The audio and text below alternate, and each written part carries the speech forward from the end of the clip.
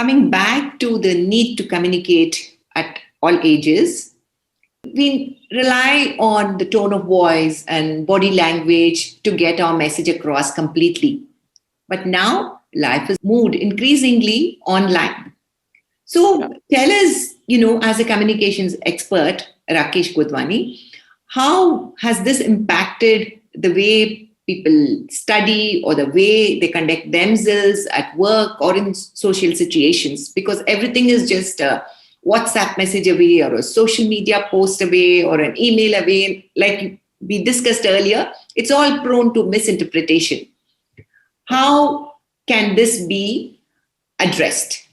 In the last 15 years, everything that we know about many subjects is devastated.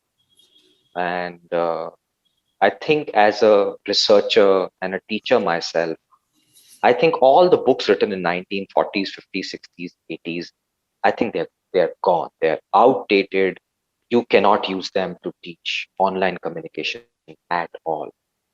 I think new research has to be brought in, which will take time. So we don't have answers. So I feel that we are going through a massive transition of education where we do not have enough answers on what to do in an online mode. So we are trying our best to make the best of whatever we can.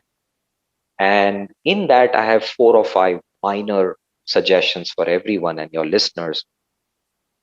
I think we need to learn to slow down, first of all. Now, there is a philosophy called slow thinking, which is exactly what I'm trying to do. That internet, online, everything has created a abundance of information. Abundance of information can be very overwhelming, and that overwhelmed person can speak a lot and confuse everyone. So in the online world of communication, step one is to reduce your content and speak very, very slowly. This is very counterintuitive because we are trained to speak more and say more, because our thought is that the more I share, the better it is for my audience to make a better decision. But because of the overwhelmed attitude of everyone, because of WhatsApp and now Signal and Facebook and LinkedIn and Insta, people are confused. So your job is to work harder, get your mind right, say very few words and say it very, very slowly.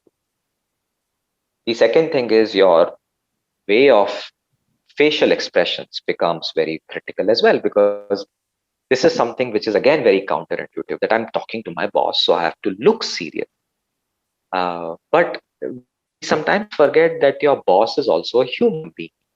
And a facial expression combined with a little bit tonality will only do better for your communication, because this person will be more attentive to you. Otherwise, from morning till evening, he's looking at the cell phone, this Zoom call and Google Meet, and it's very tiring. So we have to practice almost like theater performances in the world of online. And the last is that people will Google you, and your executive presence is now a combination of what's out there on internet about you. And I get very scared when I see people writing all kinds of stuff in the internet world. I would be very careful with the way things are.